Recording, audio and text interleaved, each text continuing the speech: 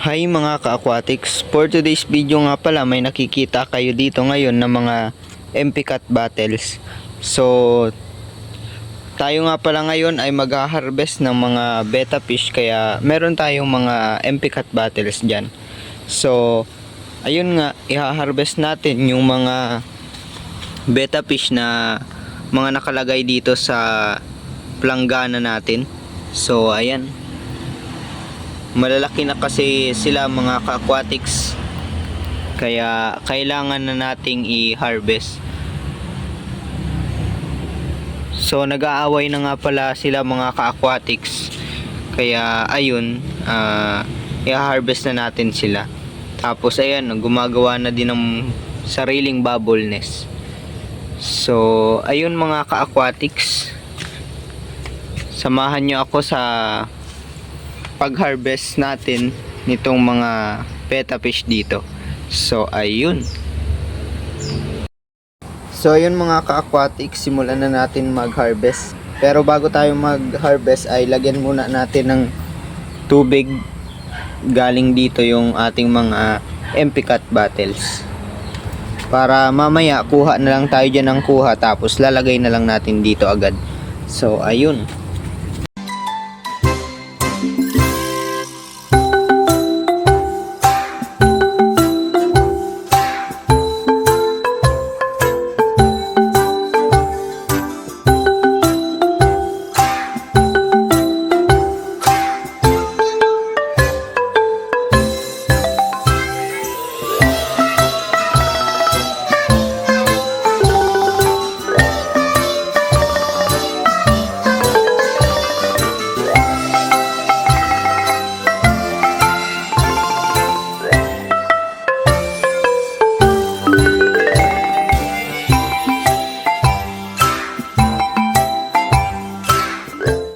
So ayun mga ka-aquatics, nalagyan ko na yung iilan na mga MP Cat battles. So ayun, simulan na natin hulihin yung mga betta fish. Tapos ilagay na natin sa kanya-kanyang MP Cat battles. So tara.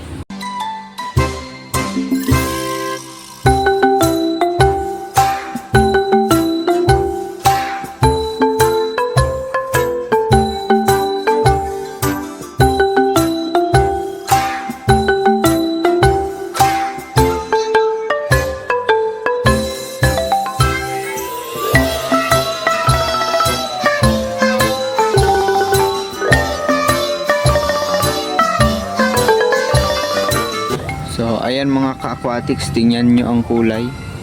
So ayan, molting stage pa nga pala yan mga ka-aquatics, kaya hindi pa yan mismo yung pinaka kulay nila.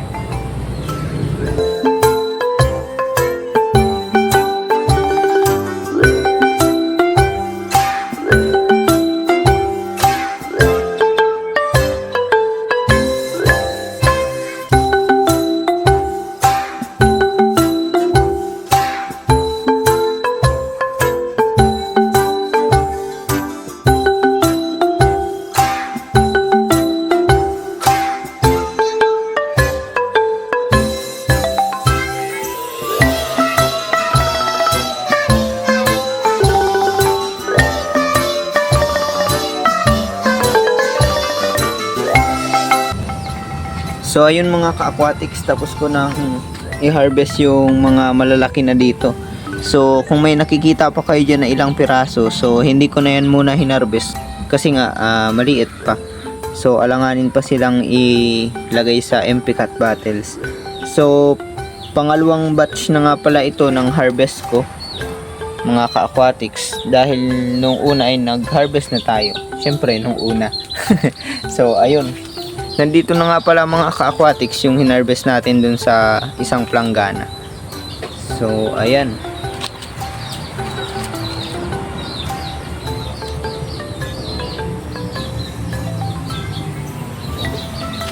So mga own breed na nga pala natin yan mga ka-aquatics. So ayun, dito naman tayo mag-harvest sa sunod na plangganang ito. So tara. So ayun mga ka-aquatics, i-harvest na natin yung mga nakalagay dito.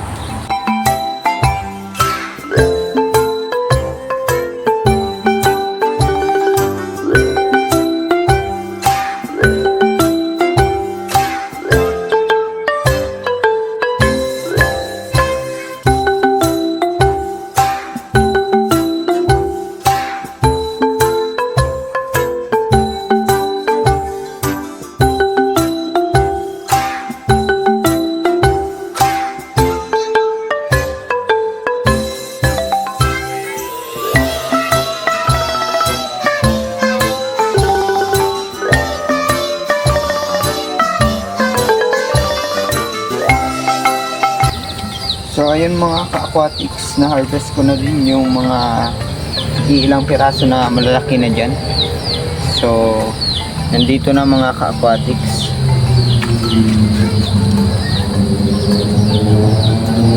So dito naman tayo sunod mag-harvest sa dalawang planggana na ito. So ayun. So ayun mga ka-aquatics, unahin na natin yung 3 pirasong betta fish dito sa isang planggana.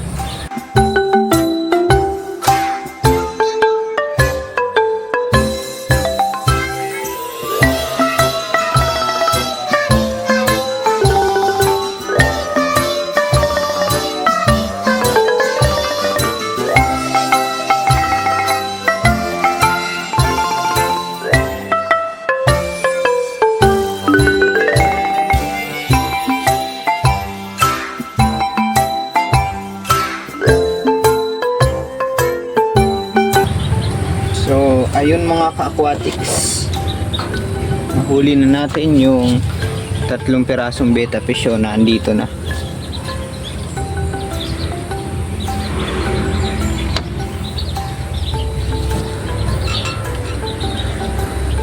So nandito na mga ka-aquatics yung 3 betta fish.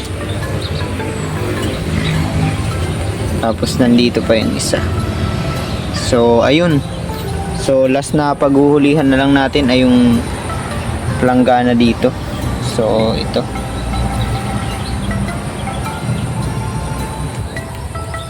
So ayun mga ka-aquatics, kukunin ko na rin yung iba dito.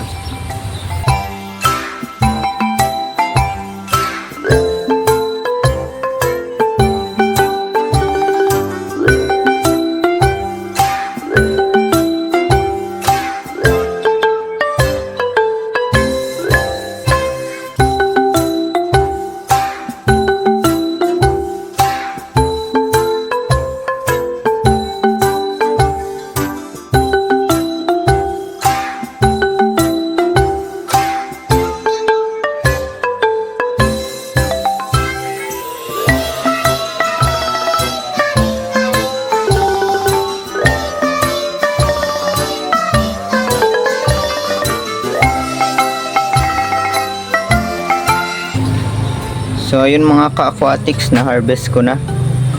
So ayun. So ayun mga ka-aquatics, ito na lahat nung nahuli natin or na-harvest natin na mga betta fish. So naka-harvest pa rin naman tayo ng nasa 35 pieces. So ayun, okay pa rin naman mga ka-aquatics. Kasi at least may natira pa rin doon sa mga ano natin, mga pinag-breed. Tapos marami na rin ako mga ka-aquatics na benta na mga kasama nitong mga betta fish na yan.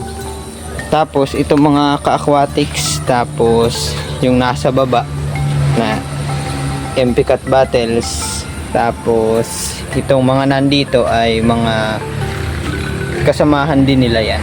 So ayan, marami rin naman tayong na-harvest. Siguro mga nasa 100 pieces yun lahat-lahat ng mga na-harvest natin, kasama rin yung mga naibenta natin. So ayun. So ayun mga ka-aquatics, naalis ko na yung mga dating pinaglagyan ng mga betta fish dyan, yung mga panggana. So pinalitan ko na ng mga MP cut bottles. So yung mga na-harvest natin na mga betta fish ay dito na natin nilagay sa ilalim rin sa katabi nitong mga dating na-harvest. So ayun. So yun lang muna mga ka-aquatics for today's video. At kung hindi pa nga pala kayo nakakapag-subscribe sa aking YouTube channel, please subscribe na po. And please like, comment, and share na rin po. And also like and follow na din sa ating Facebook page na JLB Aquatics Official. And pa-follow na rin po sa ating TikTok account na JLB Aquatics PH. So, ayun lang. Salamat!